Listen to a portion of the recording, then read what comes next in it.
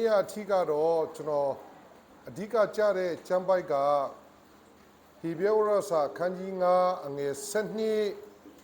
73နော်နှုတ်ကိုယ်သာသုံးဆောင်သောသူကဘာဖြစ်လဲသူငယ်ဟုတ်ပြီနော်အဲ့တော့သူငယ်ဆိုတဲ့အသက်တာကိုကျွန်တော်တို့ကကြော်လွန်ပြီးတော့အခုတော့ရင့်ကျက်တဲ့သူအဆင့်ထိကျွန်တော်တို့ကသွားမယ်ဆိုတော့ကျွန်တော်တို့ကပထမအဆုံးကျွန်တော်တို့ရဲ့ဒီ position เนาะ live ရဲ့ position ကိုအရင်သိဖို့လိုတယ်အဲ့တော့ကျွန်တော်ကဒီမှာသိပြီးသားပဲကျွန်တော်တို့ဒီမှာတင်တာเนาะဟိုဒါပဲတော့ကျွန်တော်တို့ဒီမှာတင်တဲ့ဒါကြီးဖယ်လိုက်ပါဒါဆိုရင်ရှုပ်နှစ်ခုဖြစ်သွားကျွန်တော်တို့တင်တဲ့သင်ခန်းစာကဒီမှာတင်တာနှစ်ချို့နေပြီเนาะနောက်ကျွန်တော်စာအုပ်ထုတ်ပြီးတဲ့အခါမှာလဲစာအုပ်ထဲမှာလဲပါပြီးသားပဲဒါပေမဲ့တချို့ဟာကတိတာနဲ့လောက်တာနဲ့မတူဘူးလေကိုတိပြီးတော့ကိုယ်တိုင်ကအဲ့ဒီအတိုင်းလောက်ကြည့်မှလောက်ကြည့်တဲ့အခါကျမှအတွေ့အကြုံရလာတာဖြစ်တယ်အဲ့တော့ဖယားသားကဖြစ်တာเนาะဖြစ်ချင်းတော့အဲ့ဒါကိုကျွန်တော်တို့တခြားအတွေးမျိုးနဲ့ကျွန်တော်တို့စဉ်းစားပြီးတော့တွေးနေလို့မရဘူးဖယားသားကဖြစ်တာဒီဖြစ်တဲ့ဟာကဒီဖြစ်ချင်းကအစပြုပြီးရင်အလေအဆုံးထိသူကသွားတာဒါကြောင့်ကျွန်တော်တို့ရဲ့ဖြစ်ချင်းကခရစ်တော်ကိုယုံတဲ့အချိန်မှာစပြီးဒီဖြစ်ချင်းကိုကျွန်တော်တို့ကကြီးထွားအောင်လုပ်ယူရမယ်အဲ့ဒီမြည်သိဖို့လိုတယ်အခုကျွန်တော်တို့နားလည်ဖို့လိုတာကိုမလို့ကိုမရတော့ဒီကယ်တင်ခြင်းကတော့ယေရှုတော်ကြောင့်ခရစ်တော်ကိုယုံရင်ရတယ်အဲ့ဒါကတော့ကျွန်တော်ပြောလဲအပြင်ကဆရာတွေအများကြီးယေရှုတော်နဲ့အားလုံးဖြစ်တယ်ကြီးပဲပြောခဲ့တယ်ဒါပေမဲ့ခရစ်ယာန်အသက်တာကိုရောက်တဲ့အချိန်ကြတော့ခရစ်ယာန်အသက်တာကြတော့ကိုယ်တိုင်မလွတ်ဘူးဆိုရင်အစင်မပြေဘူးဒါကြောင့်များသောအားဖြင့်ခရစ်ယာန်တော်များများကနော်ယေရှုတော်ကိုကြိုက်ပြီးတော့အဲ့ဒီယေရှုတော်ထဲမှာအလိုလိုဖြစ်တယ်လို့သူစဉ်းစားသွားတာဖြစ်တယ်အဲ့တော့လူရဲ့အခြေအနေကတော့အလိုလိုဖြစ်တာကလေးပြီးရင်ကြီးလာတဲ့ခါကျရင်လူငယ်ပြီးရင်လူကြီးပြီးရင်အဖိုးကြီးပြီးရင်သေမယ်ဒါကတော့ပုံစံအတိုင်းသူကသွားတယ်ဝိညာဉ်ရေးရာကအဲ့ဒီလိုမသွားဘူးကလေးဖြစ်ပြီးရင်လူကြီးဖြစ်မယ်လို့နော်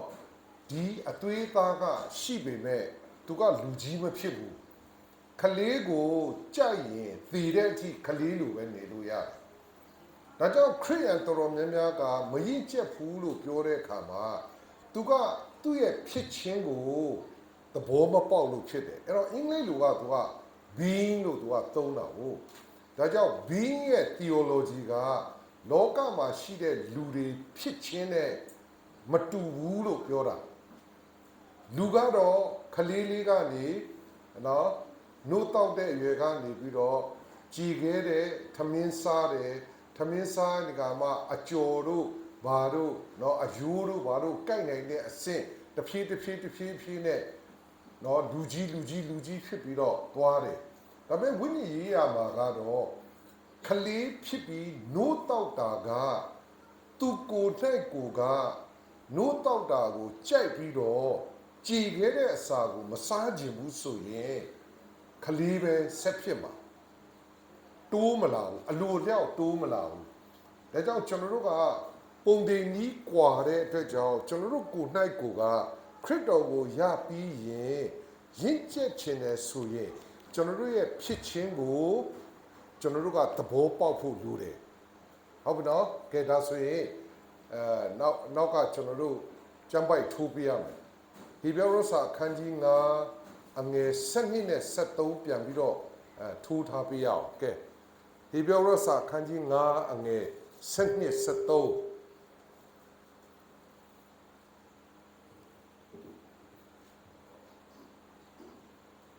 ဒီကျမ်းပိုက်ကိုကျွန်တော်တို့တေချာဖတ်ကြည့်ပြီးတော့เนาะကျွန်တော်တို့အကုန်လုံးဒါကိုကျွန်တော်တို့သဘောပေါက်ဖို့ဖြစ်ဒီပြောရစာအခန်းကြီး9အငယ်7တော့ကဲ ready ဆိုရင်ကျွန်တော်တို့ဖတ်ရအောင်ကဲတင်တို့ဒီကာလကြာသောကြောင့်ဆရာဖြစ်သို့ရောက်တဲ့ဘုရားသခင်ဗျာဒိတ်တော်၌ရှေးဥစွာတင်ရသောသူတစ်ပါးထံ၌တဖန်တင်ရသောအကြောင်းရှိသည်ဖြစ်၍ခြေသေးသောစာကိုမသုံးဆောင်နို့ကိုသာသုံးဆောင်သောသူဖြစ်ကြ၏နို့ကိုသာသုံးဆောင်သောသူမည်ဒီကသူငယ်ဖြစ်သောကြောင့်ဖြောင့်မတ်ခြင်းတရား၌နေကဲကျွန်တော်တို့စနစ်ကိုပြန်လုပ်ပြရအောင်စနစ်ဟုတ်ပြီကဲဒီမှာအရေးကြီးတဲ့အချက်ရှိပြီသူကဘာပြောရလဲဆိုရင်ကာလကြာတဲ့အတွက်ကြောင့်လူကြီးဖြစ်တင်ပါပြီတဲ့သူကတော့ဆရာလို့သုံးတယ်ဘလို့ဖြစ်ဖြစ်ကြည်ခဲတဲ့အစာကိုစားတဲ့လူကြီးဖြစ်တင်တယ်ဒါပေမဲ့မဖြစ်ဘူးအဲ့ဒါက being theology ပဲဖြစ်ခြင်းရဲ့ theology ဖြစ်တယ်ဖြစ်ခြင်းရဲ့ theology ကဝိညာဉ်ရေးရာမှာကိုမလုပ်ဘူးဆိုရင်ကိုမရဘူးဒီနေ့ကျွန်တော်တို့ကိုခန္ဓာပိုင်းဆိုင်ရာမှာဖြစ်ခြင်းကိုကြည့်ရင်ခလေးဖြစ်ပြီးရင်လူငယ်ဖြစ်ပြီးရင်လူကြီးဖြစ်ပြီးရင်အဖိုးအဲ့ဒီလိုမျိုးအဆင့်ဆင့်အလိုအလျောက်ဖြစ်ပေမဲ့ဝိညာဉ်ရေးရာမှာမဖြစ်ဘူးလို့သူကပြောတာဒါကြောင့်ခေါင်းထဲမှာထည့်ထားဖို့ကငါရဲ့ဝိညာဉ်ရေးရာကိုငါကြီးထွားစေခြင်းနဲ့ဆိုရင်ငါကိုယ်တိုင်မလုပ်ဘူးဆိုရင်လုံးဝမရနိုင်ဘူးဆိုတော့အဲ့ဒီအတွေးကိုထည့်ထားပေးဖို့လိုတယ်ဒါအရေးကြီးတဲ့အချက်ဟုတ်ပြီဒါကြောင့်သူကဘာပြောလဲဆိုရင်နော်ရှေးဥစွာတင်သောတရားနုကိုသူတစ်ပါးထံမှာတင်လို့သူကပြောတာအဲ့တော့ခလေးဖြစ်တဲ့သူကသူဟာသင်္ကန်းစာတင်ဖို့လိုကိုလိုတယ်ဒါကြောင့်ကျွန်တော်တို့ခရိယန်တော်တော်များများကတင်ဖို့လိုတယ်လို့ပြောရင်မတင်ချင်တော့ဘူးဘာကြောင့်မတင်ချင်တာလဲဆိုရင်ဒါငါတတ်ပြီးပြီလို့သူကထင်တာအဲ့ဒါကျွန်တော်တို့အတွက်ခက်တဲ့ကိစ္စပဲဒါငါသိတာပဲယုံကြည်ခြင်းသိပြီးသားပဲဖြောင့်မတ်ခြင်းသိပြီးသားပဲကယ်တင်ခြင်းသိပြီးသားပဲအဲ့ဒါကခေါင်းထဲကသိတာဒါကြောင့်နှလုံးထဲကသိတာကိုကျမ်းစာကပြောတာခေါင်းထဲကသိတာကလောကကသုံးတာနှလုံးထဲကသိတယ်ဆိုတာကကျမ်းစာကသုံးတာဟုတ်ပြီနော်နှလုံးထဲကသိတာကိုမဖတ်နဲ့ကျွန်တော်ပဲအလွတ်ရွတ်လိုက်မယ်119ခုမြောက်သောစာလံအပိုက်ငယ်7မှာကိုတော်ကိုမပြစ်မှားပဲနေနိုင်ပါမည်အကြောင်းဗျာဒိတ်တော်ကိုနှလုံးထဲမှာတူထားပါပြီဗျာဒိတ်တော်ဟာဒီထဲမှာရောက်ပြီဆိုရင်အလိုအလျောက်အဲ့ဒီလူဟာဖျားကိုမပြစ်မှားဘူးလို့ပြောရင်ဖျားမကြိုက်တာမလုပ်ဘူးလို့ခလေးဆန်ဆန်ပြောရမှာဖျားမနှစ်သက်တာကိုအသက်မရှင်ဘူးလို့ပြောရမှာဖြစ်တယ်အဲ့တော့ဖျားမကြိုက်တာဖျားမနှစ်သက်တာမလုပ်ဘူးဆိုတော့သူဘာကြောင့်မလုပ်တာလဲဝတ်ဖြူစင်ကြယ်ဝတ်ထားလို့လားသူ့ကိုသူတန်ကြိုးချီထားလို့လားလုံးဝမဟုတ်ဘူးတဲ့ဟောဒီနှလုံးထဲမှာဖျားသခင်ရဲ့တရားစကားကိုထည့်ထားလို့တဲ့ဒါကြောင့်ခရိယန်ရဲ့ဖြစ်ခြင်းကိုမက်တပ်ကိုကျွန်တော်တို့ကသိဖို့လိုတယ်ဒါကြောင့်တရားနုဆိုတာကအင်္ဂလိပ်လိုဆိုရင် elementary truth elementary ဆိုတာဟိုမူလတန်းကိုသူကသုံးတာဟိုမူလတန်းလို့ပြောတဲ့အခါမှာကျွန်တော်တို့ကအဲ့ဒီမူလတန်းကို short တွက်လိုက်တာမူလတန်းသင်ခန်းစာပါလေကယ်တင်ခြင်းနဲ့ပတ်သက်လို့အပြစ်လွတ်ခြင်းနဲ့ပတ်သက်လို့ရှင်းရှင်းလင်းလင်းတိတိကျကျသိဖို့ဖခင်ရဲ့တရားစီရင်ခြင်းကိုကိုယ့်ရဲ့အသက်တာထဲမှာဘယ်လိုလွတ်မြောက်တယ်ဆိုတာကိုသိဖို့ကိုဘယ်လိုဖြောင့်မတ်တယ်ဆိုတာကိုသိဖို့ကိုဘယ်လိုနှစ်ချင်းခံတယ်ဆိုတာကိုသိဖို့ကိုဘယ်လိုပွဲတော်စားတယ်ဆိုတာကိုသိဖို့ကိုဘယ်လိုယုံကြည်ခြင်းကိုကြီးထွားအောင်လုပ်တယ်ဆိုတာကိုသိဖို့ဆိုတာအဲ့ဒါတရားနုလို့ပြောတာအဲ့တော့ elementary truth ဆိုတာကလူတယောက်စာတတ်ဖို့ရန်အတွက်ကကြီးခါခွေးကိုစတင်ပေးတာကကြီးခါခွေးတက်လို့စာရေးတတ်တာမှမဟုတ်ပဲပြီးမှစာလုံးတွေစီလာပြီးတော့ဝါကြတွေဖွဲ့လာဖို့အမှား အယွန်းမဖြစ်ဖို့နော်အဲ့ဒီအရာတွေအားလုံးကခင်ဗျားနားလည်ဖို့လိုတာကအဲ့ဒါ elementary truth ပဲနော်တရားနုကိုကျွန်တော်တို့ကိုဖခင်ကကြည်ကြည်လဲလဲဖြစ်အောင်သိပါလို့ပြောတာ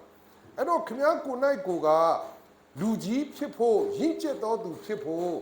ဝါသနာမပဘူးဆိုရင်ခင်ဗျားတရားနုကိုခင်ဗျားအပေါ်စားလို့ထင်တာအဲ့တော့ဒီမှာရှိတဲ့လူကိုဆူလိုတာမဟုတ်ပေမဲ့လည်းကျွန်တော်ရဲ့ဖြတ်တန်းလာတဲ့ကာလမှာကျွန်တော်လူကြီးကိုခင်ဗျားနော်ဟိုးအရင်တုန်းကအခုလည်းဒီလိုပါပဲတင်တန်းဖွင့်ရင် A class B class ဖွင့်တယ်အမှန်တကယ်ဆိုရင် A class ဆိုတာကဲတင်ချင်းကိုဦးစားပေးတင်တဲ့အတန်းပြီးရင် B class ဆိုတာကမနစ်ကတက်ပြီးတဲ့သူတွေကိုဒီဘက်အချမ်းကိုပို့ပြီးတော့နောက်ထပ်ဆရာတွေတင်ကျင်တာတင်ဆိုတာတင်ခိုင်းတဲ့အတန်းအဲ့တော့ A နဲ့ B ဆိုရင် A ဆိုတာအနှိမ့်စားလို့သူကထင်တယ်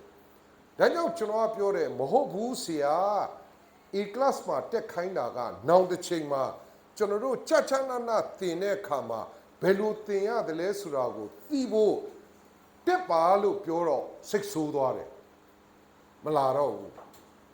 အဲ့ဒါဒီအားလုံးကတကယ်ဖြစ်တာဒါကြောင့်အဲ့ဒီလူကအခုတည်းထိခရိယန်တော့ခရိယန်ပဲဒါပေမဲ့နော်အပုံခရိယန်ဖြစ်တယ်အပုံဆိုတာကအခုကျွန်တော်တို့ခေါ်တာ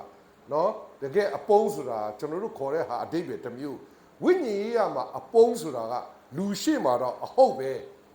နော်ဒါပေမဲ့ကြွယ်ရမှာကြတော့မဟုတ်ဘူး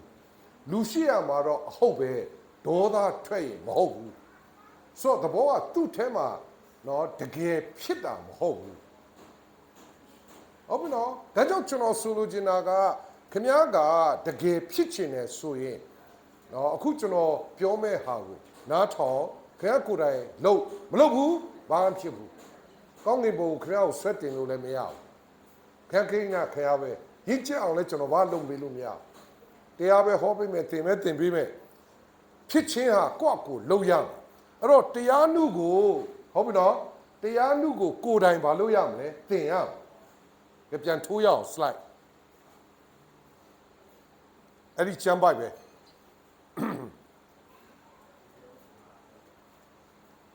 ကဲပြန်ဖတ်မယ်တင်တို့ဒီကာလကြာသောကြောင့်ဆရာဖြစ်သို့ရောက်တဲ့ဘုရားသခင်ဗျာဒိတ်တော်ရှေးဥစွာတင်ရသောတရားနုသူတစ်ပါးထံ၌တင်ရအကြောင်းရှိသည်ဖြစ်၍ကြေခဲသောအစာကိုမသုံးဆောင်နို့ကိုသာသုံးဆောင်တော်သော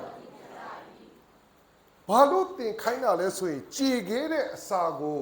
तू စားလို့မရဘူးလို့အများနဲ့တင်တာသူကအဲ့တော့လူကြီးဖြစ်တဲ့အတွက်ကြောင့်ငါဝါနိုင်တယ်အမဲသားလဲစားနိုင်တယ်ဆိုတာဒါဇာတိသဘောဖြစ်တယ်ဝိညာဉ်သဘောမှာစားလို့ကိုမရဘူးအဓိပ္ပာယ်ကဘာလဲဆိုရင်စားပြီးသောအရာဟာကိုယ်ခန္ဓာထဲမှာအင်အားဖြစ်ရစားပြီးသောဝိညာဉ်ရေးရာကကိုယ့်ရဲ့အသက်တာကိုရင့်ကျက်စေရအဲ့ဒါမဖြစ်ဘူးလို့ပြောတာဒုံရင်နို့ပဲတောက်တယ်သူကအဲ့ဒါကြောင့်ကျွန်တော်တို့ကကိုယ်တိုင်မပါဝင်မပတ်သက်ဘူးဆိုရင်ကျွန်တော်တို့လုံးလို့မရတဲ့အတွက်ကြောင့်စိတ်ထဲမှာပထမဆုံးဖြတ်ရမှာကငါကိုယ်တိုင်တရားနုကိုကြည်လားလို့ဆုံးဖြတ်ရမကြည်ရင်ကြည်အောင်လို့ငါကနို့တောက်တာလားကြည်ခဲ့တဲ့အစာကိုစားတာလားကိုယ့်ကိုစဉ်းစားနို့တောက်တယ်လို့ဘယ်သူမှသိမခံယူခြင်းဘူးနို့တောက်တာကနို့တောက်တဲ့အဆင့်မို့လို့ပြောတာခလေးဒီဘယ်တော့ခါမှအကျော်တွေနော်ပဲလော်တွေမစားနိုင်ဘူးဝါလို့မရဘူးဒါကြောင့်သူဟာဘလို့ချကျွေးမစားနိုင်ဘူးအဲ့တော့အဓိပ္ပာယ်ကတူတူပဲကျွန်တော်တို့ကနှုတ်ကပတ်တော်ကိုပြောတိုင်းနားကြားပေမဲ့လေကျွန်တော်တို့အထဲထဲမှာအဲ့ဒီနှုတ်ကပတ်တော်ကအလုံးမလုံးဘူးကျွန်တော်တို့ရဲ့အသက်တာကိုရင့်ကျက်အောင်အလုံးမလုံးဘူးအဲ့တော့ဖြစ်ချင်းလို့ပြောတာဟုတ်ပြီနော်အဲ့ဒီဖြစ်ချင်းမရှိဘူးဆိုရင်ခလေးပဲ ငရဲမကြဘူးနော်ခလေးဟာငရဲကြဖို့အကြောင်းမရှိတော့ဘူးဘာကြောင့်လဲဆိုတော့ तू ကလူဖြစ်နေပြီဒါပေမဲ့လူထဲမှာမှခလေးဖြစ်နေတာအဲ့ဒါကျွန်တော်တို့သိဖို့လိုတယ်အဲ့တော့ကျွန်တော်တို့ကအဲ့ဒီအချက်ကိုဒီနေ့လွတ်အောင်လုပ်ရမှာအဲ့တော့ကိုကဖြစ်တယ်ဆိုတာကိုသိဖို့လိုတယ်သူကဖြစ်ခြင်းရဲ့ဒုတိယတစ်ဆင့်ကဖြစ်ရင်အပြင်မှာလက္ခဏာထွက်တယ်အထဲမှာဖြစ်ရင်အပြင်မှာလက္ခဏာထွက်တယ်ဒါကြောင့်ခရိယန်ကကြိုးစားပြီးတော့လုပ်တာမဟုတ်ဘူးဖြစ်လို့လုပ်တာဟုတ်ပြီနော်ဖြစ်လို့အစီခံတာဖြစ်လို့ခွင့်လွတ်တာဖြစ်လို့ကျင့်တာဒါပြောတာအဲ့တော့ဖြစ်လို့အစီခံတယ်ဖြစ်လို့ကျင့်တယ်ဖြစ်လို့ချစ်တယ်ဆိုတာရဲ့ဒီဂရီကိုကိုယ့်ဘာကိုပဲတိုင်းကြည့်လိုက်ကိုဘလောက်ထိတီးခံနိုင်တယ်ကိုဘလောက်ထိချစ်နိုင်တယ်ကိုဘလောက်ထိအစေခံနိုင်တဲ့ဒီဂရီကကိုယ့်အထဲကဘလောက်ဖြစ်တယ်ဆိုတာကိုတိုင်းလို့ရတယ်အဲ့ဒါကိုယ့်အကိုပဲစစ်ဆေးကိုယ့်အကိုပဲလုပ်ကြည့်ဟုတ်ပြီနော်အပြင်မှာကိုတိုင်းကိုဒေါသကိုဘလောက်ထိန်းနိုင်တယ်လဲကိုဘလောက်ခွင့်လွတ်နိုင်တယ်လဲကိုဘလောက်ရှင်းလင်းတဲ့သဘောနဲ့မြင်နိုင်တယ်လဲကိုဘလောက်ဝိညာဉ်ရေးရခံယူနိုင်တယ်လဲဘလောက်သုံးသပ်နိုင်တယ်လဲဆိုတာကအဲ့ဒါကကျွန်တော်တို့ထင်တာအုံနောက်လို့ထင်တယ် no ဝိညာဉ်ရေးရအပြင်မှာဖြစ်ခြင်းဟာအထဲကဖြစ်နေတဲ့သဘောကိုဖော်ပြတာနဲ့အတူတူပဲအထဲကဖြစ်မှအပြင်ကိုထွက်လာတာရပြီနော်ဒါဒီမှာရှိတဲ့ညီကောင်မောင်မတွေဒီလိုပဲစဉ်းစားရမစဉ်းစားဘူးဆိုရင်ခင်ဗျာကိုမှားလို့မရအောင်ဖြစ်တယ်ငါဟုတ်လာပြီလို့ထင်တယ်အဲ့တော့အဲ့ဒီလိုမဟုတ်ဘူးတကယ်တမ်းကျွန်တော်တို့ရဲ့အသက်တာမှာနှိမ့်ချတယ်တီးခံတယ်ခွင့်လွတ်တယ်ဖြောင့်မတ်တယ်တန့်ရှင်းတယ်ဆိုတာအားလုံးအပြင်ဟာတွေအားလုံးကကိုဘလောက်လုံနိုင်တယ်ဆိုတာကိုမလိမ်ပဲနဲ့လုံမယ်ဆိုရင်အထဲမှာအဲ့ဒီအတိုင်းတာဖြစ်လို့အပြင်မှာလုံနိုင်တာမလုံနိုင်တာကအထဲမှာမဖြစ်သေးလို့ရပြီနော်ကဲဒါဆိုရင်ဒုတိယနော်အငယ်14ကိုကြည့်မယ်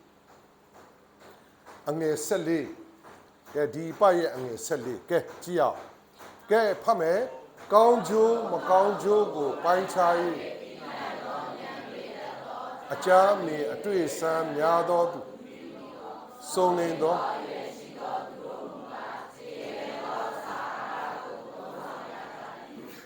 ကြည်ခဲတဲ့အစာဟာရကိုသုံးဆောင်နိုင်ရင်အထဲထဲမှာဘာဖြစ်နေလဲစုံလင်တဲ့သူဖြစ်တယ်လို့နားလည်ဖို့လိုတယ်စုံလင်တဲ့သူဖြစ်တာနဲ့အပေါ်မှာပါလဲအကြားအမြင်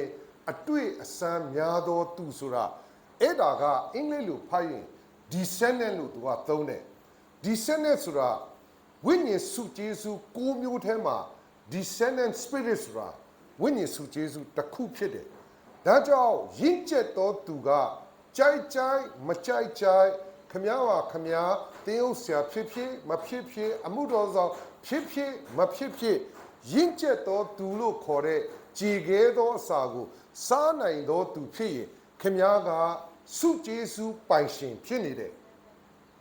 အလိုလျောက်ဖြစ်နေတယ်အဲ့တော့ကျွန်တော်တို့ကသဘောပေါက်ဖို့လိုတယ်ဒီနေ့ခေတ်ကစင်ဘောကလူတွေပြောနေတာကဖျားဘိတ်သိပ်ပေးမှအဲ့ဒါရှိတယ် no way အဲ့ဒီလိုချမ်းစာကမပြောဘူးခင်ဗျားဟာကြည်ခဲသောစာကိုစားနိုင်တဲ့စုံလင်တဲ့သူဖြစ်လာပြီဆိုရင်ခင်ဗျားဟာကောင်းကျိုးမကောင်းကျိုးကိုပိုင်းခြားပြီးသိနိုင်တဲ့ descendant spirit လို့ခေါ်တဲ့စုကျေးဇူးကိုရထားတဲ့သူနဲ့အလိုအလျောက်တူလာပြီသူကအဲ့တော့ခင်ဗျားနားလေဖို့ကငါဘိတ်သိရလို့ငါအမှုတော်ဆောင်ဖြစ်လို့ငါစင်ပေါ်တက်လို့ဖျားအရန်တုံးလို့ no way မိဖို့ချောင်းထဲမှာပဲရှိအလုတ်ထဲမှာပဲရှိဘာလို့အဲ့ဒီအကျိုးစီးပွားကိုခင်ဗျားက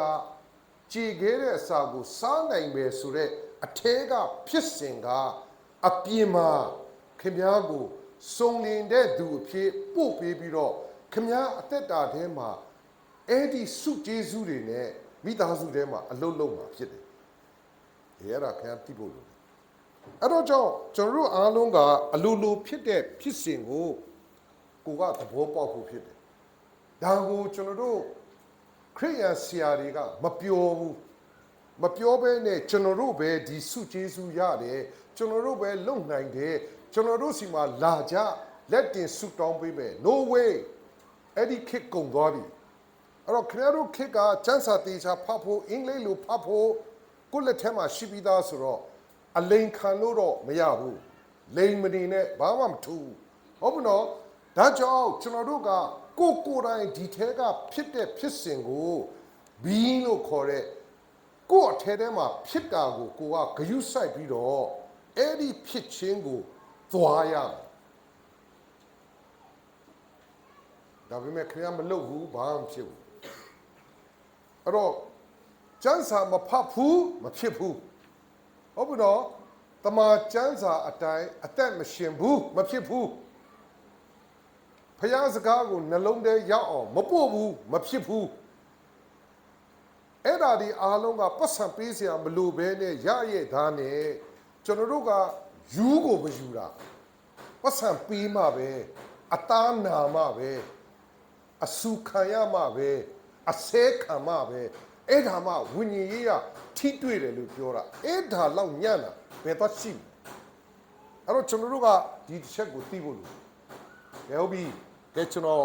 slide ပြန်ပြမယ်ဒါလို့တိပိသားကိုပဲပြန်ပြတာဒါပေမဲ့တပတ်နဲ့တပတ်ကျွန်တော်ပြောတဲ့ဟာကပူပြီးတော့လေးလေးနဲ့ဖြစ်အောင်ခင်ဗျားတို့နားလည်ဖို့လိုတယ်ကဲဟုတ်ပြီကဲကြည့်အောင်ဟိုမှာကျွန်တော်ပြောပြီးပြီဘာကိုယုံတာလဲဘယ်လိုယုံတာလဲ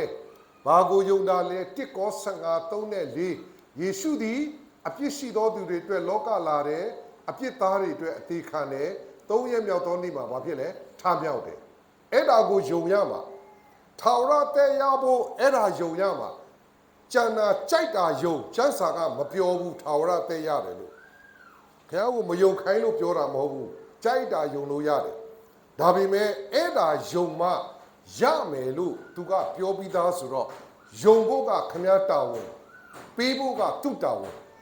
ဟုတ်ပြီနော်ဘာကိုယုံတာလဲ1ကော15 3နဲ့4ဘယ်လိုယုံတာလဲယောမ19မနေ့ကပြောပြီးပြီစိတ်နှလုံးအကျွင်းမဲ့နဲ့ခရစ်တော်ကျွန်တော်အတွက်အသေးခံတယ်ကားတိုင်းပေါ်မှာ3ရက်မြောက်သောနေ့မှာထမြောက်တာစိတ်နှလုံးအကျွင်းမဲ့နဲ့ယုံနှုတ်ကဘာဖြစ်လဲယေရှုသားလေကယ်တင်ရှင်ဖြစ်တယ်လို့ဝန်ခံခမည်းရင်ဘတ်ထဲမှာဘာဖြစ်လဲ saving faith ရှိပြီဒါကြောင့်ယုံကြည်ခြင်းမရှိဘူးဆိုတာလုံးဝခမည်းမခံယူနဲ့ခင်ဗျားမှာယုံကြည်ခြင်းရှိပြီဘာကြောင့်လဲ born again ဖြစ်ရင်ပြောင်းလဲသောသူဖြစ်ရင်ခင်ဗျားရင်ဘတ်ထဲမှာယုံကြည်ခြင်းရှိတယ်ဒါကျွန်တော်ပြောဖို့လို့ရပြီနော်ဘာဖြစ်လို့ရှိရတာလဲအလူလူနေနဲ့ပေါ်လာဒါကျွန်တော်အသေးစိတ်ပြောပြီးပြီဟုတ်ပြီနော်ခင်ဗျားတို့ကိုဖျားသခင်ကစဖန်ဆင်းတဲ့ကကပ္ပဦးကျမ်း1:26ကဲအဲ့ဒါတော့မထိုးနဲ့တော့ဖတ်ကြည့်မယ်ကပ္ပဦးကျမ်း1:26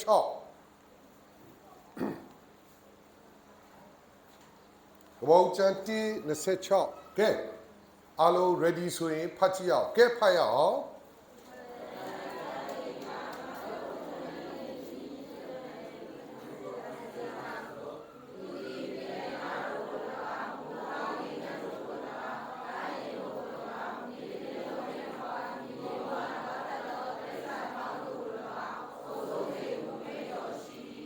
ဘုရားသခင်ကကျွန်တော်တို့ကိုဖန်ဆင်းတဲ့က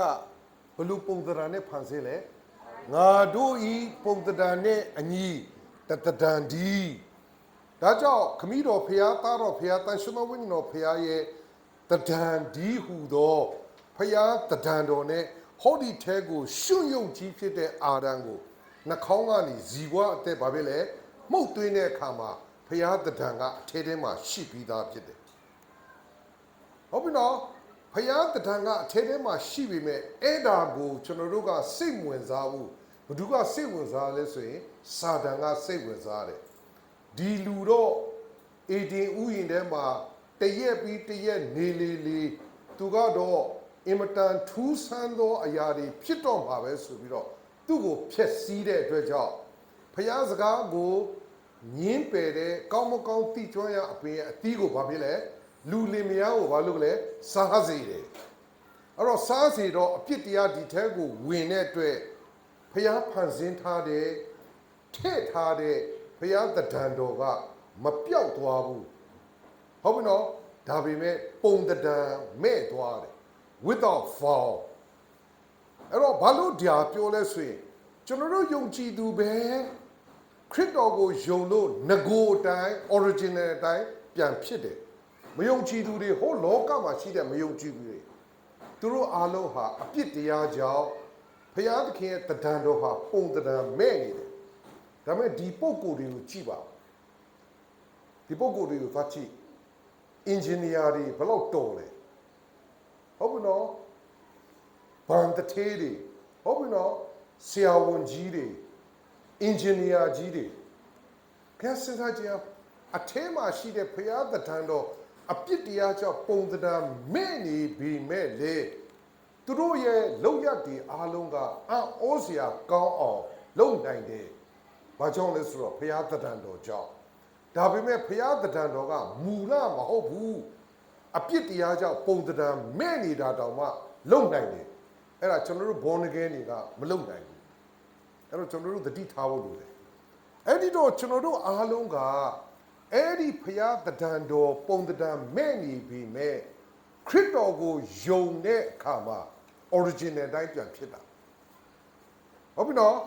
ကဲဒါဆိုရင်ဒီပြောရစာအခန်းကြီး7အငယ်1ဟေပြောရစာအခန်းကြီး7အငယ်1ကဲကျမ်းပိုက်ထိုးရောက်ဟေပြောရစာအခန်းကြီး7အငယ်1ကဲ ready ဆိုရင်ကျွန်တော်တို့တူတူဖတ်ရအောင်နော် sorry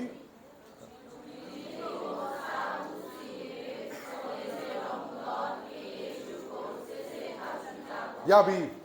အောက်ကဟာထားလိုက်တော့ယုံကြည်ခြင်းကိုအစဦးစီရင်၍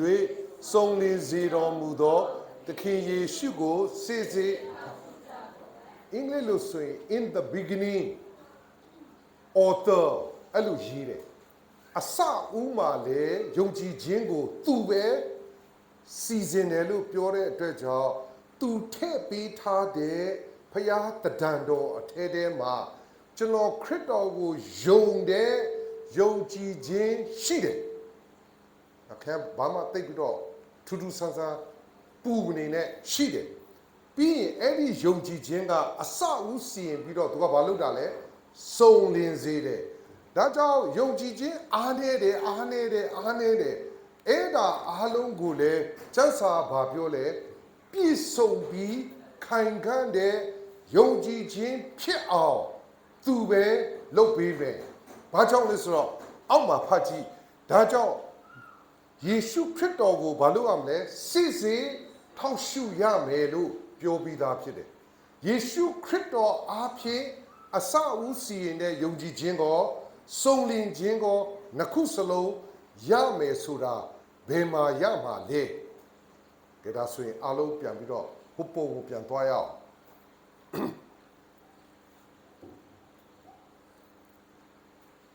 ကဲထိုးလိုက်မယ်ဒီမှာ saving faith ပေါ်လာတဲ့အခါမှာဟုတ်ပြီနော် saving faith ကပေါ်ခြင်းတိုင်းပေါ်လာတာမဟုတ်ဘူးခင်ဗျာရင်ပတ်ထဲမှာရှိပြီးသားဖြစ်တယ်ဘုရားသခင်ဖန်ဆင်းတဲ့ကအဲ့တော့အဲ့ဒီဖန်ဆင်းတဲ့ကရှိပြီးသားဟာကိုဘာကိုယုံတာလဲဘယ်လိုယုံတာလဲဆိုတော့အိုးဖုံဖွင့်လိုက်တယ်လို့ပဲ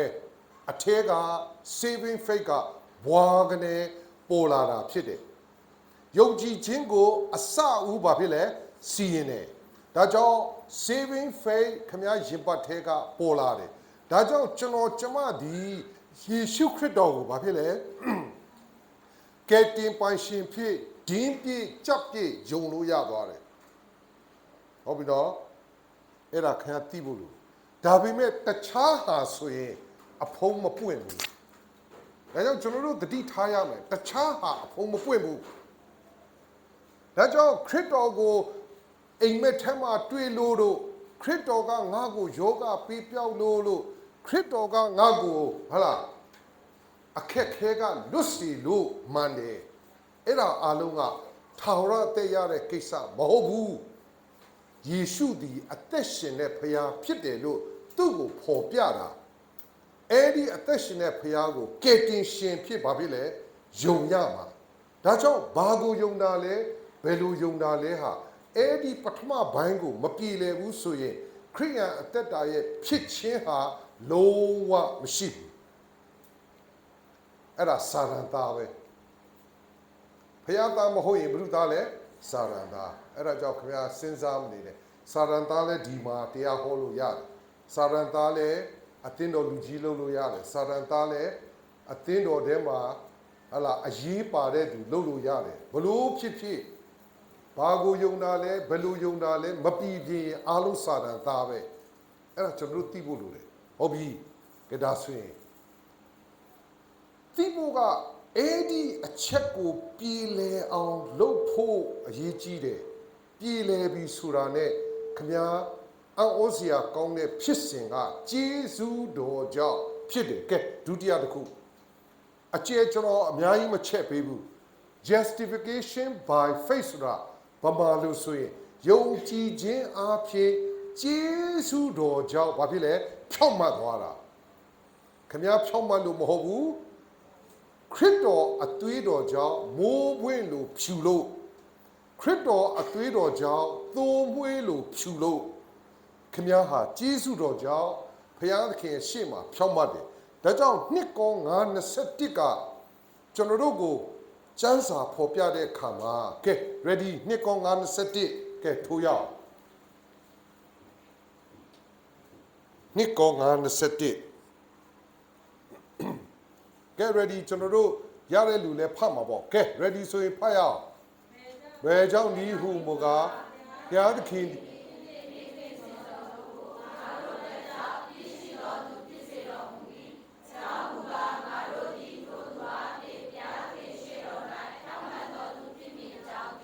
ခမည်းရဲ့ဘာသာတရားကုသိုလ်ကောင်းမှုကိုချင်းတရားကြောင့်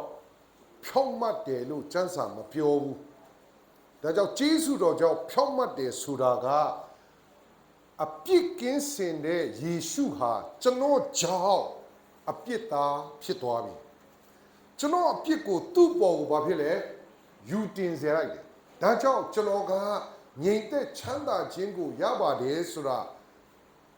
ဟေရှာယနဂတိကျမ်းအခန်းကြီး53အငယ်9ပြောတယ်အဲ့တော့သူ့ကြောင့်ကျွန်တော်ကအပြစ်ကင်းပြီးတော့အကြောင်းမူကားငါတို့သည်ယေရှုအားဖြင့်ဘုရားသခင်ရှေ့မှာဘာဖြစ်လဲဖြောင့်မတ်တော်သူဖြစ်တယ်ယေရှုကြောင့်ဘုရုရှေ့မှာလဲဘုရားသခင်ရှေ့မှာအသင်းတော်ရှေ့မှာမဟုတ်ဘူးသင်းဦးဆရာရှေ့မှာမဟုတ်ဘူးလူရှေ့မှာမဟုတ်ဘူးတရားသူကြီးရှေ့မှာမဟုတ်ဘူးဘုရားသခင်ရှေ့မှာဘာဖြစ်လဲအလိုအလျောက်ဘာဖြစ်လဲဖြောင့်မတ်တော်သူဖြစ်တယ်ဒါကြောင့် saving faith ရှိတော်သူသည်ဘုရားသခင်ရှေ့မှာအလိုလျောက်ဘာဖြစ်လဲဖြောင့်မတ်တော်သူဖြစ်တယ်ကဲပုံကိုပြန်သွားရအောင်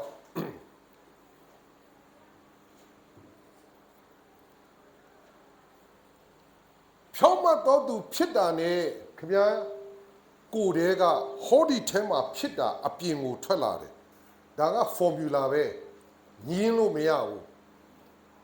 ပြောင်းလဲရင်အထဲထဲမှာဖြစ်ပြီးဖြစ်ရင်အပြင်မှာလက္ခဏာထွက်ပြီးထွက်လာတဲ့ပထမဆုံးလက္ခဏာဘာလဲလို့မေးရင်ငါသိရင်အပေကဘာဖြစ်လဲလွတ်တယ်ငါအပြေးလွတ်ပြီး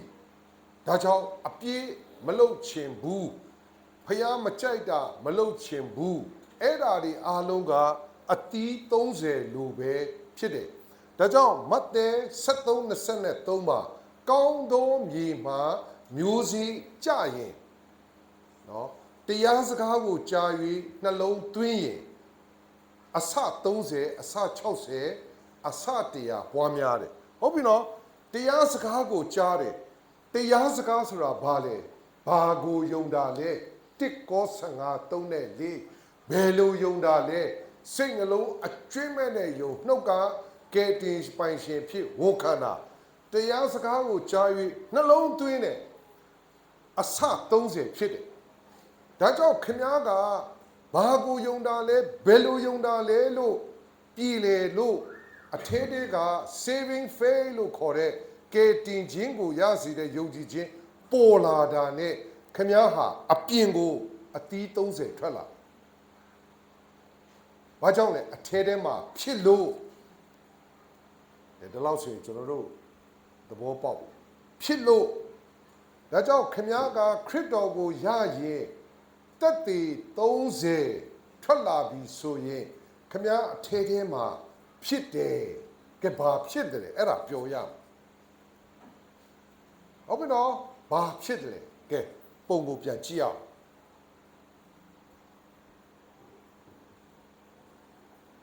ကဲဒါတော့စုံသွားပြီပုံကစုံသွားပြီ၃ခုဟုတ်ပြီနော်ဘာဖြစ်တယ်လဲအဲ့တော့ကျွန်တော်တို့ဖတ်တဲ့အခါမှာတည်တည်ချာချာဖတ်မယ်နော်ယောဟန်1အငယ်7ယောဟန်1 7ယောဟန်1 7ဒါကျွန်တော်တို့ဖတ်နေကြကျမ်းပိုက်ပါပဲယောဟန်1 7ကဲ ready ဆိုရင်ဖတ်ရအောင်ထိုသူကိုလက်ခံသမျှသောသူတို့၏ကိုတော်ကိုယုံကြည်သောသူတို့ဖယားသခင်ဤဘာဖြစ်လဲတာဖြစ်ရသောအခွင့်ဘင်းဖြစ်ခြင်းဖယားသားဖြစ်သွားပြီအဲ့တော့ခင်ဗျားသဘောပေါက်ဖယားသားဘာဖြစ်လဲဖြစ်သွားပြီဒီမှာလာပြီဘယ်လိုဖြစ်တာလဲဘယ်လောက်ဖြစ်တာလဲအဲ့ဒါကျွန်တော်တို့သိဖို့ပဲလိုတယ်ဖယားသားတော့ဖြစ်သွားပြီအထဲထဲမှာဖယားသားဖြစ်ခြင်းပေါ်လာပြီပေါ်လာတဲ့အတွက်ကြောင့်လက္ခဏာဘယ်လောက်ရှိလဲ30ဆိုတာကသူ့ကျမ်းပိုက်ရ30ခေါ်တာပေါ့ဗျာဒါပေမဲ့ကျွန်တော်ဆိုလိုချင်တာတက်တည်ဖယားသားဖြစ်ခြင်းရဲ့တက်တည်အပြင်ကို30ထွက်လာတယ်လို့ပြောတာအဲ့တော့စောစောကထွက်တဲ့ကိစ္စမှာဖယားသားဖြစ်တယ်ဒါကြောင့်ငရဲကလွတ်ပြီးဒါကြောင့်အပြစ်မလုပ်ချင်တော့ဘူးဒါကြောင့်ဖယားမကြိုက်တာမတွားချင်တော့ဘူးမလာချင်တော့ဘူးမနေချင်တော့ဘူးအဲ့ဒီလိုဖြစ်သွားတာကအတီး30နဲ့တူတယ်ဒါပြောတာတင်းနေ3 4 5 6 9 10 30ပြောတာမဟုတ်ဘူးအဲ့ဒါကျွန်တော်တို့သဘောပေါက်ဘူးရပြီဖယားသားဖြစ်တာနဲ့ကျွန်တော်တို့ရင်ပတ်ထဲမှာဘာဖြစ်တယ်လဲဆိုတာကိုသိဖို့လိုတယ်ကဲယောမ8 9ခဲလို့သိတဲ့ချမ်းပိုက်ပဲဒါပေမဲ့ခင်ဗျားကိုထရှင်းပြတာခင်ဗျားနားလေသွားဖို့ဖြစ်တယ်ယောမ8 9ယောမ8 9ကဲဖတ်ရအောင်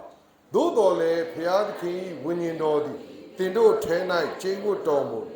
တင်တို့သည်ဇာတိပကရ၌ရှိကြသည်မို့ဝိညာဉ်ပကတိ၌ရှိကြ၏ခရစ်တော်၏ဝိညာဉ်ကိုမရသောသူသည်ခရစ်တော်နဲ့လည်းဆိုင်ခရစ်တော်ရဲ့ဝိညာဉ်ရပြီခရစ်တော်သားဖြစ်တာကိုဒါပေမဲ့အခုပြောချင်တာဇာတိပကတိဘက်မှာမရှိဘူးဝိညာဉ်ပကတိဘက်မှာရှိတယ်အဲ့တော့တကယ်ဖယားသားဖြစ်ရင်ကိုခံယူရမယ်ကိုကဇာတိရဲ့ချုပ်နှောင်ခြင်းအောက်ထဲမှာမရှိတော့ဘူးဘယ်မှာရှိပြီလဲဝိညာဉ်ပဂတိရဲ့အောက်ထဲကိုရောက်နေပြီဒါကြောင့်ဇာတိဘက်ကိုသွားတယ်ဆိုရင်ဇာတိအလုတ်ကိုလုပ်တယ်ဆိုရင်ဖယားလှုပ်စေတာဖယားပို့တာလုံးဝမဟုတ်ဘူးကိုကြိုက်လို့ဘာဖြစ်လဲကိုသွားတာဒါကြောင့်ခင်ဗျားကနောင်တရဖို့လူတယ်ဆိုတာအဲ့ဒါကြောင့်ဖြစ်သွားတာဖယားကခင်ဗျားကိုအဲ့ဒီထဲကဆွဲထုတ်ပြီးတော့ဝိညာဉ်ပဂတိထဲမှာထည့်ထားပေးပြီးအဲ့တော့အင်္ဂလိပ်ကျမ်းစာကိုဘာဖြစ်လို့ပြောလဲဆိုရင် ISV version မှာ we are not under the control of human nature လူစားတီးရဲ့ချုပ်ထားတဲ့နေရာမှာမရှိတော့ဘူး we are under the control of Holy Spirit လို့ပြောတာကိုယ့်ကိုဖယားကအသွေးတော်အဖြစ်ထမြောက်တော်မူခြင်းတကူဟာမယ်ဒီဘက်ကိုပို့တယ်ဒါကိုဇာတိရသွားလုတ်တယ်ဆိုရင်ကိုယ့်ကိုသွားတာကိုကြိုက်လို့ကိုသွားတာကိုလှုပ်ချင်လို့ကိုသွားတာ ဖျားလောက်ခိုင်းတာလုံးဝမဟုတ်ဘူးဖျားကဒီဘက်ကိုပို့ပြီးပြီဒါကျွန်တော်တို့သဘောပေါက်ဘူးအဲ့ဒါကြောင့်ဒီဘက်ကိုကြိုက်လို့ကိုသွားတယ်ဆိုရင်ကိုဟာကိုဖျားရှိမှဘာပြောရမလဲကျွန်တော်မားတယ်နောင်တရပါပြီဒါကြောင့်တိရောတစ်ကိုရာကိုအပြစ်ကိုဘာဖြစ်လဲဖော်ပြတောင်းပန်ပါဒါကိုပြောတာဖျားသားဖြစ်မှတောင်းပန်တာလွတ်မှာနော်ဖျားသားမဟုတ်ဘဲနဲ့လာတောင်းပန် sorry ပဲဘာအပြစ်မှမလွတ်ဘူးအဲ့တော့ကျွန်တော်တို့သဘောပေါက်ဖို့လိုတယ်ဘာကြောင့်တောင်းပန်တာလဲဖျားကဇာတိအောက်ထဲကနေဝိညာဉ်ပဂတိအောက်ထဲကိုပို့ရတာနဲ့ကိုဟာကိုဇာတိအားကြီးလို့တွားကျင်လို့တွားတာအဲ့ဒါကျွန်တော်တို့သိဖို့လိုတယ်အဲ့ဒါကိုဝိညာဉ်သဘောနဲ့ထပ်ပြီးတော့ရှင်းပြတာဟုတ်ပြီတစ်ကော15 49တစ်ကော15 49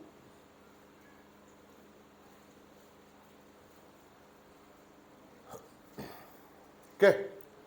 ကျွန်တော်တို့တူလေးပဲဖတ်ကြည့်အောင်ကဲဖတ်ရအောင်ငါတို့ဒီမြေသားဤပုံတရံကိုဆောင်တဲ့ဖယားသားဖြစ်ပြီဆိုရင်ကောင်းကင်သားရဲ့ပုံတရံဘာဖြစ်လဲဆောင်တယ်ဒါကြောင့်မဿဲ73 23ကိုသုံးရတာက30 60 100မြေသားရဲ့တဒံနဲ့ကောင်းကင်သားရဲ့တဒံအဲ့ဒါမှ30ဆိုမှခွဲလို့ရတာမြေသားတဒံ80ကောင်းကင်သားတဒံဘယ်လောက်လဲ30နဲ့80ဘယ်သူများလဲလို့မေးရင်မြေကြီး80ကပိုများတဲ့အတွက်ပြောင်းလဲခါစားလူတွေအားလုံးထိမိလဲเสียများလုပ်တယ်သူကဟုတ်ပြီနော်ကျွန်တော်တို့ပြောပြီးသားပါပဲဖះเจ้าမှာလူကောင်းအိမ်ရောက်တဲ့ခါမှာလူဆိုးပြန်ဖြစ်တယ်ဘာကြောင့်လဲဆိုတော့ဇာတိက80ကောင်းကင်ကိုယ်တွေက30ပဲရှိတော့ balance မလုပ်နိုင်ဘူးဒါကြောင့်ပြောင်းလဲခါစားတွေအားလုံးကလူကြီးတွေကျွန်တော်တို့ကိုပြောတယ်ကောက်ရိုးမီးပါဝုန်းကနေထတောက်ပေမဲ့တောင်းကြည့်လိုက်ပြန်ကျသွားမှာပါဆိုတော့အဲ့ဒီလိုဘာလို့ပြောလဲဆိုရင်30နဲ့80ဖြစ်နေလို့ဒါဆိုရင်အဲ့ဒါကိုဘာခေါ်လဲဆိုရင်ခလေးလို့ခေါ်တာခလေးစောတော့ကစကလုံးကိုပြန်သုံးတော့မယ်သူငယ်ဘေဘီဘာတောက်လဲနို့ပဲတောက်တယ်ဒါကြောင့်ကျွန်တော်တို့ saving faith ပိုင်ရှင်ဂျေစုတော်ကြောင့်ဖြောင့်မတ်ခြင်းရတော်သူဂျေစုတော်တက်တဲ့နဲ့သူ့ထဲကဖြစ်လို့အပြင်ကို30ထွက်လာတော်သူအဲ့ဒီလူကိုဘယ်လိုခေါ်လဲဘေဘီလို့ခေါ်တယ်ခလေးမြေကြီးတဒံနဲ့ကောင်းကင်သားတဒံမှာမြေကြီးတဒံက80ကောင်းကင်သားတဒံကဘယ်လောက်လဲ30အဲ့တော့မနိုင်မနှင်းဖြစ်နေတယ်အဲ့ဒါငရဲကြတာမဟုတ်ဘူးကောင်းကင်ဘုံကိုသွားမဲ့သူပဲဒါပေမဲ့မြေကြီးပေါ်မှာသူဟာရင့်ကျက်သောသူအနေနဲ့တက်လာလို့မရဘူးဒါကြောင့်တရားလူကိုပြန်သင်ပြီးတော့ကိုပြင်ဆင်ရမယ်ကဲဒါဆိုရင်တရားထိုင်ရမလားဟုတ်ပြီနော်ဒူးထောက်နေရမှာလားကျမ်းစာကိုမနေ့မိုးလေးကနေညမိုးချုပ်ထိဖတ်မှာလားအဲ့ဒါတွေလှုပ်ရှားမလို့ဘူးခင်ဗျာလှုပ်ရမယ့်အချက်ကဒုတိယတစ်ဆင့်မှာအရေးကြီးတယ်ကဲဒုတိယအဆင့်ကြည့်အောင်ကဲဟုတ်ပြီဒုတိယတစ်ဆင့်မှာခင်ဗျာလှုပ်ရမယ့်အလုပ်ကနှုတ်ကပတ်တော်ကဖျားစကားရအောင်လုပ်ဖို့ပဲလိုတယ်ဟုတ်ပြီနော်အဲ့ဒါကိုကျွန်တော်တို့ခရိယန်တွေကမလုပ်ဖဲနဲ့တခြားဟာကိုလုပ်တယ်ဟုတ်ပြီနော်တခြားဟာကိုပြောရင်ကြိုက်တယ်သောတော့ကကျွန်တော်မနေ့ကနေ့ရက်မှာပြောပြီးပြီနော်ရက်ပေါင်း90တီးခံရင်မီလီယံနာဖြစ်မယ်အဲ့ဒါမျိုးလူတွေကြိုက်တယ်ကျန်းစာမပြောဘူးကျန်းစာမပြောဘူးဒါပေမဲ့အဲ့ဒီပြောတဲ့ဟာမျိုးကိုစင်ပေါ်မှာလူတွေအများကြီးကိုပြောတာသူဘာလို့ပြောလဲတော့ကျွန်တော်မသိဘူးဒါပေမဲ့ကျန်းစာမပြောဘူးဒါပေမဲ့ပြိတ္တခေါင်းထဲကိုဝင်ပြီးတော့ပြိတ္တရဲ့စိတ်နှလုံးထဲမှာအဲ့ဒီလိုပြောတာကိုဆွဲသွားတယ်သူကဒါကြောင့်ခင်ဗျားတို့ online ကြည့်ခင်ဗျားစိတ်ထဲမှာဆွဲသွားတဲ့ဟာကကျန်းစာအုပ်ထဲမှာပါလားမပါလားခင်ဗျားကြည့် ဟုတ်ပြီနော် online မကြည့်အောင်ဖို့ကြည့်ကိုကြည့်ပြီးတော့ချမ်းစာနဲ့တိုက်ကြည့်မပါတာကိုခင်ဗျားကအရန်သဘောကျရင်ခင်ဗျားတတိထားပြီတော့နောက်တစ်ခုရှိသေးတယ်အောင်မြင်တဲ့သူမီလန်နာဖြစ်ချင်မှန်သွားကြည့်မှန်မရှိတဲ့ကိုမျက်နှာကိုတွေ့ရင်ပြုံးမင်းတနေ့ကျရင်မီလန်နာဖြစ်ရမယ်မီလန်နာဖြစ်ရဘီလန်နာဖြစ်ရမယ်ပြောအဲ့ဒီလိုပြောရင်းနဲ့အဲ့ဒီပြောတဲ့အတန်ကိုနားတွေကပြန်ချတာကိုပြန်ပြောပြန်ပြောကြာလာတဲ့ခါကျတော့အလိုလိုနေရင်မီလန်နာဖြစ်မယ်ဆိုတဲ့စိတ်ကဒီထဲကိုရောက်လာရောဒါကြောင့်လှုပ်တာကိုင်တာသွားတာလာတာအားလုံးကနော်မီလန်နာလိုပုံစံမျိုးဖြစ်တယ်အလကားနေရင်မဖြစ်ဘူးလေအဲ့ဒါက psycho ပဲ psycho ပဲမဲ့လူကကြိုက်တယ်ကျန်းစာထဲမှာမပါဘူးမီလန်နာဖြစ်ဖို့မှန်ရှိသွားပါလို့မပြောဘူးဘယ်ချမ်းပိုက်ပြောလဲမပြောဘူးဒါပေမဲ့မပြောတာကိုခမ ्या ကိုပြောရင်ခမ ्या ကြိုက်တယ်အဲ့ဒါကြောင့်လူတွေကခက်သွားတယ်ဟုတ်ပြီနော်ခက်သွားတယ်ဒီနေ့လူတွေခက်တာကျွန်တော်ရှင်းပြတာအကြောင်းရှိတယ်ဟေးဒီမှာပြောကြတယ်ခင်ဗျားတို့နော်လက်မထပ်သားပဲနဲ့နော်ယောက်ျားမိန်းမတွေမိတ်ချနဲ့အဲ့ဒါခွေးနဲ့တူတယ်အဲ့ဒါကိုကျွန်တော်နားထဲမှာကြားအဲ့လူကအမလီထိလိုက်တာနှလုံးထဲကိုထိတယ်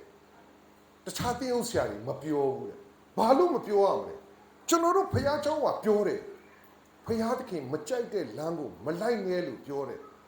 မတရားသောမေတုံကိုကို့ဖို့မလုံနဲ့လို့ပြောတယ်တူပဲလေသူ့လိုတော့မိုက်တီမိုက်ကန်ကြီးရှောက်မပြောဘူးလေပလင်းပေါ်မှာမပြောဘူးလေအဲ့ဒါကိုတင်းဥဆရာတွေမပြောမဟုတ်ဘူးအဲ့ဒါလူတွေက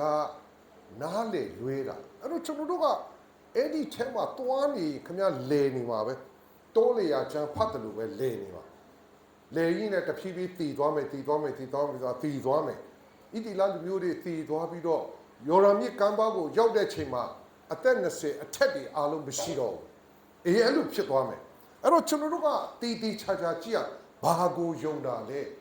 ဘယ်လိုယုံတာလဲတီချပြီဆိုရင်ကျွန်တော်တို့ကဒုတိယတစ်ဆင့်ကိုတက်မယ်ကြဒါဆိုရင်ဖျားစကားရဖို့ယောဟန်ရှေး32ခင်ဗျားတို့တိပိသားကျမ်းပိုက်ဟုတ်ပြီနော်ယောဟန်ရှေး32လာအလုတ်ပဲဆိုလိုက်တော့တမာတရားကိုလည်းတိချတဲ့ဖြင့်ထိုတရားသည်တင်တို့ကိုလွတ်လိမ့်မည်ဟုတ်ပြီဒုတိယတစ်ခေါက်တမာတရားကိုလည်းတိချတဲ့ဖြင့်ထိုတရားသည်တင်တို့ကိုလွတ်လိမ့်မည်တမာတရားကိုတိတဲ့ဖြင့်ထိုတရားတင်တို့ကိုလွတ်မယ်အဲ့တော့တမာတရားတိဖို့ဟောဒီကျမ်းစာဖတ်ဖို့မလိုဘူးဆိုရင်ကျွန်တော်ပြောပြီးပြီတော့ခင်ဗျားတို့ရှိတဲ့နေရာကမတတ်ထအဲ့ဒီဆရာကိုပြုံးပြပြီးလက်ကတတ်တာလို့ပြောခဲကြီးထွက်သွားတော့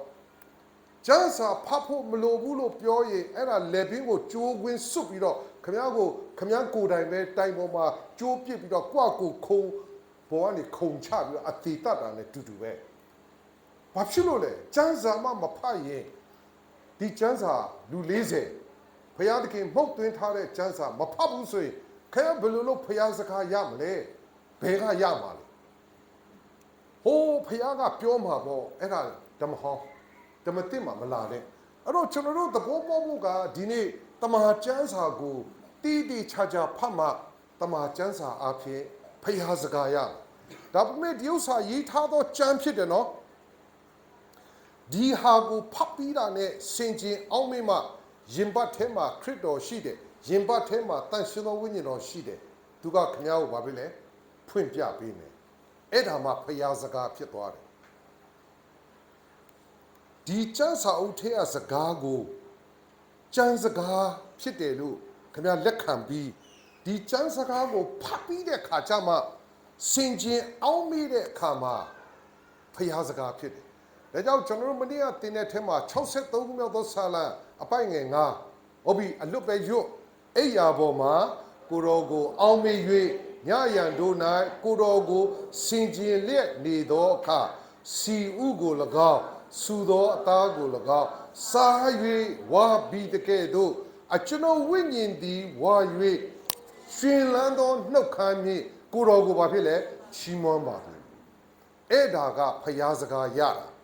အဲ့ရပေါ်မှာကိုရောကိုအောင်းမေးပြီးဖတ်ထားတဲ့ကျမ်းစာကိုဆင်ခြင်သောအခါမှာစီဥကို၎င်းစုသောသားကို၎င်းစား၍ဝါပြီးတကဲ့သို့ဆိုတာအဲ့ဒီဖျားသခင်ရဲ့တန်ရှင်တော်ဝိညာဉ်တော်ကဒီကျမ်းစကားကိုဖွင့်ပြပြီးဖျားစကားရပြီးဆိုရင်အတွင်းဝိညာဉ်ထဲမှာအားဖြစ်တယ်တိုးထီစီကိုစား၍ဝါတယ်လို့အားဖြစ်ပြီးတော့တကူလုံးကိုဘာဖြစ်လဲရှင်လန်းပြီးပါဇက်ဖွင့်ပြီးတော့ဘာဖြစ်လဲဖျားကိုဘာလုပ်မလဲချီးမွမ်းတယ်အဲ့တော့အဲ့ဒီလိုအဖြစ်ပြက်လူချင်းရင်ခက်ခဲတဲ့အချိန်ဒုက္ခတွေ့တဲ့အချိန်စိတ်ပြက်အားငယ်တဲ့အချိန်မှာကျွန်တော်ပြောတဲ့စကားကိုမမိပဲနဲ့စံစာဖတ်ပြီးလုပ်ကြည့်အဲ့ဒီချိန်ကြမှာဖျားစကားရတယ်ဆိုတဲ့အရာသာသိပြီရိုးရိုးတမန်ကတော့တခါတလေရတဲ့ခါမှာဒီလိုမျိုးဖြစ်ဖို့များတယ်သို့ပေမဲ့လည်းခက်ခဲတဲ့ခါမှာပို့ပြီးတော့ဘာဖြစ်လဲကျွန်တော်တို့ပို့အရာသာရှိတယ်ဟုတ်ပြီအဲ့ဒါကိုကျွန်တော်တို့ကသဘောပေါက်ပြီးတော့လုံမှာဘာရမှာလဲဖျားစကားဒါကြောင့်ယောဟန်8:32မှာတမာတရားကိုလည်းသိကြတဲ့ဖြင့်ထိုတရားဟာသင်တို့ကိုလွတ်မယ်အဲ့ဒီတမာတရားလို့ခေါ်တာဒီထဲမှာလာပြီးကျွန်တော်ဝိညာဉ်ကိုဝမ်းအားဖြစ်စေပြီးကျွန်တော်ကိုရှင်လန်းပြီးချီးမွမ်းတဲ့အရာဖြစ်ရင်တဲ့တကူကခင်ဗျားအထဲထဲမှာအလုတ်လုတ်တာခင်ဗျားသိဖို့လိုတယ်တကူအလုတ်လုတ်တာဒါကြောင့်ပြောင်းလဲသောသူကအဲ့ဒီနီးကိုသုံးဖို့သုံးရမယ်ကဲဒါဆိုပုံကိုပြန်ကြည့်အောင်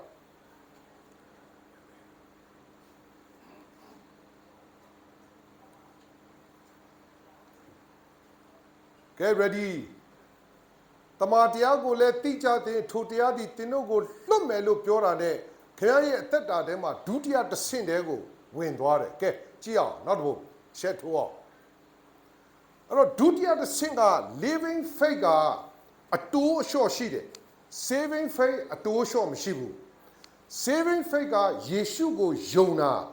အကျွင့်မဲ့ယုံဝန်ခံတယ်တရားပြည့်မှာထောင်ရတဲ့ရပါ living faith ကခမည်းနှုတ်ကပတ်တော်ကိုလေ့လာစီးပူး၍ဖျားစကားရခြင်းမရခြင်းများများရခြင်းနည်းနည်းရခြင်းအပေါ်မှာ living faith ဟာအကြီးအသေးဖြစ်တာဒါကြောင့်ဝိညာဉ်အားနည်းတယ်ခွန်အားနည်းတယ်ဆိုတာက living faith ပဲဖြစ်တယ် saving faith လုံးဝမဟုတ်ဘူး saving faith ကဒီအဆောက်အဦရဲ့အုတ်မြစ်လိုပဲ living faith ကဒီအပေါ်မှာတက်တဲ့နော်အထပ်တည်ရှိတယ်လို့ပဲ living faith ကအတိုးလျှော့ရှိနေတယ်ဒါပေမဲ့ saving faith ကလုံးဝ 100% အပြည့်ခရစ်တော်ကိုယုံလို့ထာဝရအသက်ရပြီးပြီဘယ်တော့မှမဆုံးရှုံးဘူး living faith ပဲအတိုးလျှော့ဖြစ်တယ်အဲ့ဒီအတိုးလျှော့ကဟိုးပေါ်ကဖျားစကားရခြင်းမရခြင်းတဲ့သက်ဆိုင်တယ်အဲ့တော့ကျွန်တော်တို့ရပြီးသားကျမ်းပိုက်ပါယုံကြည်ခြင်းသည်ကြားနာခြင်းအဖြစ်ဖြစ်ကြားနာခြင်းသည်လည်းဘုရားသခင်ရဲ့စကားတော်အဲ့တော့ပြောမြန်ပြန်ရင်ဘုရားစကားတော်အဖြစ်ယုံကြည်ခြင်းတိုးပွားတယ်ဘာလဲ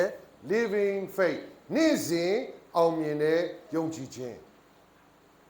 အဲ့တော့ခင်ဗျားတို့ကျွန်တော်တို့လွယ်လေးပါပဲအဲ့တော့လွယ်လေးဆိုတာစံစာမဖတ်ရင်တော့မလွယ်ဘူးရပြီနော်ဒါကြောင့်ကျွန်တော်တို့သင်တော်ကလူတွေတစ်နှစ်လုံးစံစာအုပ်အစအဆုံးပြီးလားလို့မမေးဘူးစံစာဖတ်လားလို့ပဲမေးရမှာဖတ်တယ်ဆိုရင်ဘယ်လိုဖတ်တာလဲမေးရမှာဖတ်၍စင်ကြင်အောင်းမေ့ပြီးဖျားစကားရသလားအဲ့ဒါပဲအရေးကြီးတယ်ဖျားစကားရမှ living faith ဟာကြီးလာမှာအဲ့ဒါဆိုရင်စုံစမ်းခြင်းကိုခံနိုင်တာကြော်နိုင်တာရင်ဆိုင်တာအဲ့ဒါပဲကျွန်တော်တို့လိုချင်တဲ့မျောလင့်ခြင်းဆိုတာအဲ့ဒါကြောင့်ရတာအဲ့တော့ဘယ်လိုရလဲကျွန်တော်မသိဘူးဘာကြောင့်လဲဆိုတော့လူတစ်ယောက်နဲ့တစ်ယောက်ဖြစ်ပျက်တဲ့အရာမတူပေမဲ့အကုန်လုံးကတော့စုံစမ်းခြင်းတွေ့ရမှာပဲခက်ခဲခြင်းတွေ့ရမှာပဲဖျားသားဖြစ်လို့စုံစမ်းခြင်းမတွေ့ရဘူးလို့သင်ပေးရင်ခင်ဗျာပြုံးပြီးတော့ကြည့်လိုက်ယောဘကိုကြည့်ပါယောဘဘာမှမလုပ်ဘူး ဒါပေမဲ့ဖျားကစာတန်ကိုပြောတယ်မြေကြီးပေါ်မှာယောဘဟာဘလောက်ဖြောက်မှတ်တယ်စာတန်ကရည်တယ်ကိုတော်ရဲ့ကျွန်တော်နည်းနည်းလေးကလိပြရစီတဲ့ပေးကလိမလားကလိမင်းကလိခြင်းတယ်ဆိုရင်ပြီးတော့မင်းသူ့ခန္ဓာကိုတော့မထိရဘူးနော်တနေ့တည်းမှာသားသမီးတွေတည်တယ်တနေ့တည်းမှာဥစ္စာတွေမီးလောင်ဖြစ်စီးတယ်တနေ့တည်းမှာရန်သူတိုက်သွားတယ်ဒါတော့ဖျားကပြောတယ်ကဲတွေ့လားယောဘဘာမှမဖြစ်ဘူးငါ့ကိုယုံကြည်မြဲယုံကြည်တယ်အိုးကိုတော်ရဲ့အသားထိပြရစီတဲ့ထိခွင့်ပေးပါအသက်တော်လွတ်စီအဲ့တော့ဖျားသခင်က permission ပေးတဲ့ခါမှာ limit နဲ့သွားတာခင်ဗျားမခံနိုင်တာ तू ကမပေးဘူးအဲ့တော့ဖျားသိပြီးသားခင်ဗျားထေတဲ့ကနော် living faith ဘယ်လောက်ကြီးတယ်ဆိုတာ तू သိတယ်ဒါကြောင့်ရင်ဆိုင်ရတဲ့အရာတိုင်းဟာစုံစမ်းနှောင့်ယှက်ခြင်းတွေ့ပေမဲ့လည်းထမြောက်တဲ့လမ်းကိုဘာလို့လဲပြင်ဆင်ထားနေပြီးဒါကြောင့် तू သိပြီးသား तू သိပြီးသားဒါကြောင့်စာတန်နင့်ကန်လိုက်လှုပ်ချင်လို့လှုပ်လို့မရဘူး तू ခွင့်ပေးမှလှုပ်လို့ရမှာအဲ့ဒါကြောင့်စုံစမ်းခြင်းတွေ့ရင်ပန်းနဲ့ခေါင်းလှန်ကြည့်လိုက်ပန်းဆိုရင်တော့ကိုကြိုက်လို့ကိုယ့်ဟာကိုယ်အရက်တောက်လို့အသေးကျွမ်းတာအဲ့ဒါစုံစမ်းခြင်းမဟုတ်ဘူးဟုတ်ပြီနော်ကိုကြိုက်လို့ကိုဆလေးတောက်လို့အဆုတ်ကင်ဆာဖြစ်တာအဲ့ဒါစုံစမ်းခြင်းမဟုတ်ဘူးအဲ့ဒါကိုကြိုက်လို့ကိုလှုပ်တာပြောချင်တာကဝိညာဉ်ပဂတိထဲမှာပို့ရတာနဲ့ကိုယ့်ကိုဇာတိထဲကခုန်သွားတာကိုကိစ္စအဲ့ဒါဆိုရင်စုံစမ်းခြင်းမဟုတ်ဘူးသူကဖျားရှိမှဒူးထောက်ပြီးကျွန်တော်မှားပါတယ်ကျွန်တော်ကိုတနာပါပြောရမှာစုံစမ်းခြင်းဆိုတာဖျားသခင်နဲ့မှန်ကန်စွာအသက်ရှင်တော်လဲကိုစီကိုလာတဲ့အရာအဲ့ဒီအရာဟာဖျားသခင်အခွင့်ပေးလို့စာတန်လာစုံစမ်းတာအဲ့ဒါပြီးရင်ကောင်းကြီးလာမှာအဲ့ဒါကြမှာကောင်းကြီးအဲ့တော့ကျွန်တော်တို့ကပြောရင်အဲ့ဒီလိုအတိအကျပြောနိုင်မှလားစုံစမ်းခြင်းတွေ့တာခမရဲ့ spiritual level ကိုမြင့်တင်ပေးတာကျွန်တော်ကမေးမယ်ဘာစုံစမ်းခြင်းလဲခမရက်တော့လို့အသေးကျွမ်းတော့အဲ့ဒါစုံစမ်းခြင်းလာမပြောနဲ့ဘာကြောင့်လဲခမအသေးကျွမ်းပြီးသတိမှာပဲဘာကြောင့်လဲဖခင်ကမလုံနဲ့ပြောတာခမလှုပ်ထားတာဟိုအဲ့ဒါစုံစမ်းခြင်းမဟုတ်ဘူးကွဲလွဲအောင်ကိုကသိရမယ်အဲ့တော့ကျွန်တော်တို့သိဖို့ကအဲ့ဒီ living faith ဟာအတက်အကျဆိုတာစုံစမ်းခြင်းကိုခံနိုင်လေယောဘလိုပဲဖယားမခံနိုင်တဲ့စုံစမ်းခြင်းကိုမပေးဘဲနဲ့ခံနိုင်တဲ့ဟာကိုပေးတဲ့အခါကတိုင်းပြီးဖို့လိုတဲ့အချက်ကကျွန်တော်တို့ထမြောက်တဲ့လမ်းရှိတယ်ခံနိုင်တာပေးတဲ့အတွက်ကြောင့်ကျွန်တော်အထက်ကယုံကြည်ခြင်းကကြော်နိုင်တယ်အဲ့ဒီလိုမြင်ရမှာ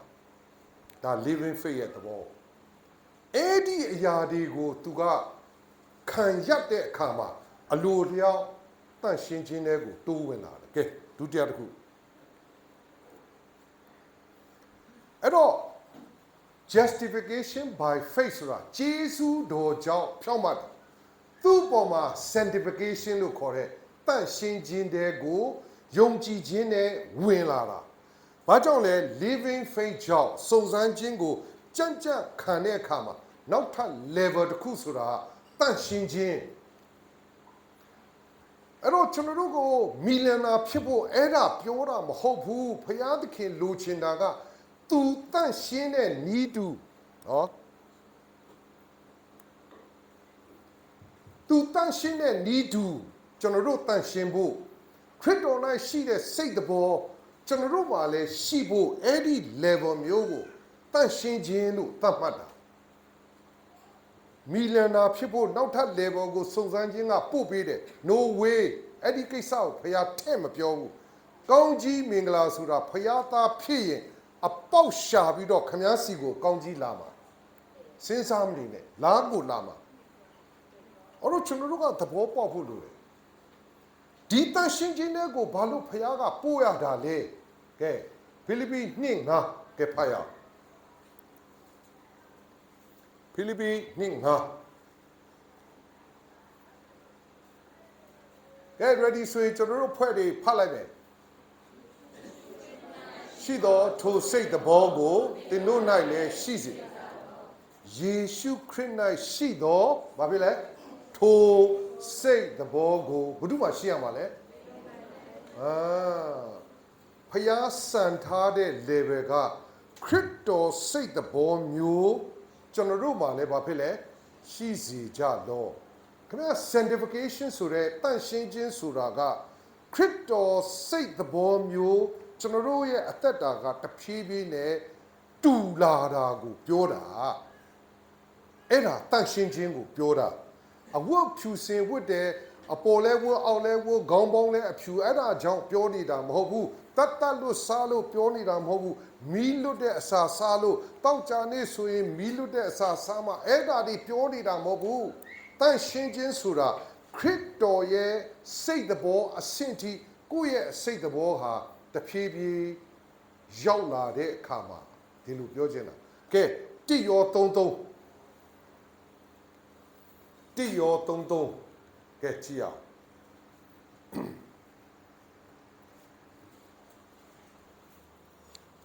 ကဲ ready ဆိုရင်ဖတ်ရအောင်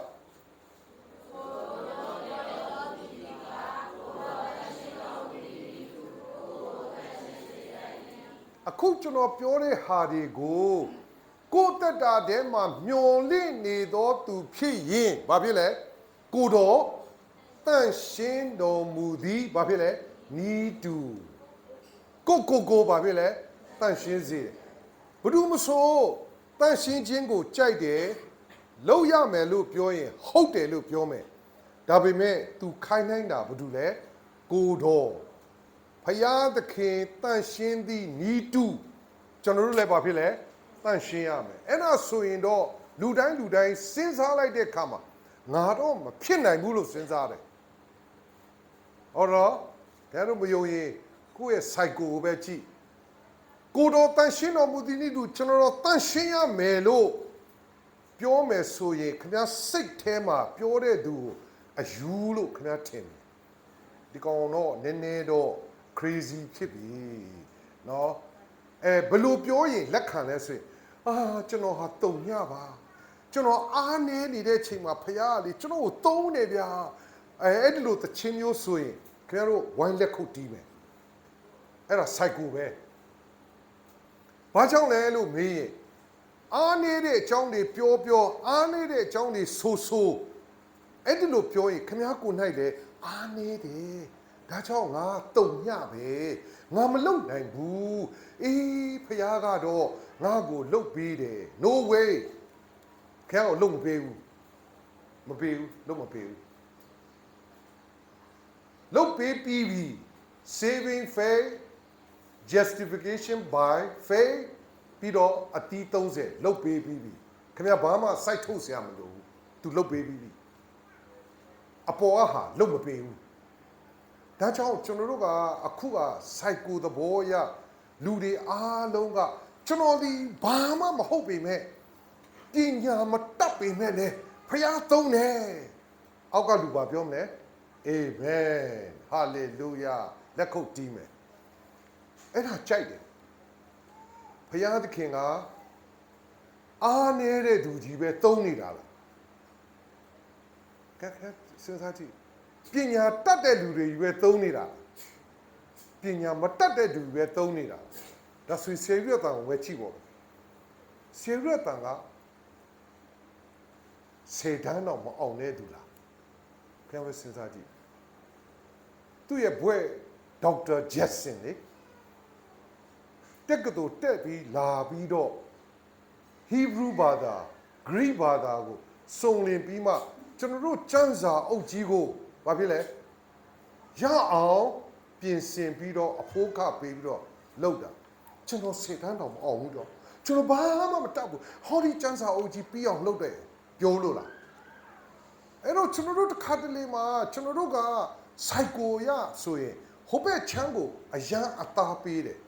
ကျွန်တော်တို့ဘာမှမတတ်ဘူးဘာမှမသိစရာမလိုဘူးအဲ့ဒီလိုဖြစ်တယ်ဟိုးရင်တော့ကကျွန်တော်တို့ကိုသင်ပေးတာရှိတယ်ကျမ်းစာကြောင်းတက်ဖို့မလိုဘူးတဲ့ဖျားသုံးတာကျမ်းစာကြောင်းတက်မှဖျားသုံးတာမဟုတ်ဘူးတဲ့အဲ့တော့ကျွန်တော်တို့လက်ထက်ရောက်တဲ့အခါကျွန်တော်တို့စဉ်းစားတယ်ဖျားမသုံးဘူးဆိုရင်ကျွန်တော်စစဉ်းစားတာပါ commentary အားလုံးဟာဗမာလိုမရှိဘူးအင်္ဂလိပ်လိုပဲရှိတယ်အခုမှဗမာလိုဘာသာပြန်တယ်အခုမှ ဟိုးချိန်တုန်းကတက္ကသိုလ်ရောက်တဲ့အချိန်မှာမရှိဘူးအဲ့တော့အင်္ဂလိပ်စာမှမတတ်ရင်ကျွန်တော်ဘယ်လိုစာဖတ်အဲ့တော့ကျွန်တော်နားလေတာစာမတတ်လို့မရဘူးပြောချင်တယ်တကယ့် meaning အမှန်လူချင်းတယ်အင်္ဂလိပ်စာတတ်မှဖြစ်မယ်ဟုတ်ပြီအင်္ဂလိပ်စာတတ်ယူနဲ့မပြီးသေးဘူးဖြစ်သလားလို့မဟုတ်ရင်ပြင်ပေးတဲ့ဆရာမရှိဘယ်လိုလုပ်မလဲလို့ခံယူတယ်ဒါကြောင့်ကျွန်တော်ကျန်းစာကြောင်သွားတက်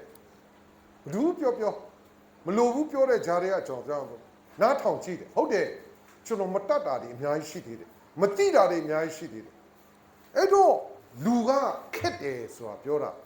အဲ့တော့ခင်ဗျားခက်တဲ့ထဲမှာခင်ဗျားမပါနဲ့အချိန်နဲတယ်လူရဲ့တက်တာအခိုးငွေ့လူရဲ့တက်တာကွေးတယ်လဲဆမ်းနဲ့လည်းမကွေးမိခင်ဗျားပျောက်သွားနိုင်တယ်တော့ကျွန်တော်တို့ကမြန်လုပ်ရမယ်ဒါကြောင့် living faith ကိုကြီးအောင်ကျွန်တော်တို့ဖခင်ရဲ့စကားရအောင်မှန်လုပ်ရင် sanctification တဲ့ကိုတဖြည်းဖြည်းဝင်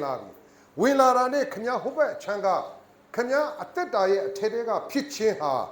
ခင်ဗျားတိုးလာတယ်ကဲဟိုဘက်ချမ်းကိုကြည့်အောင်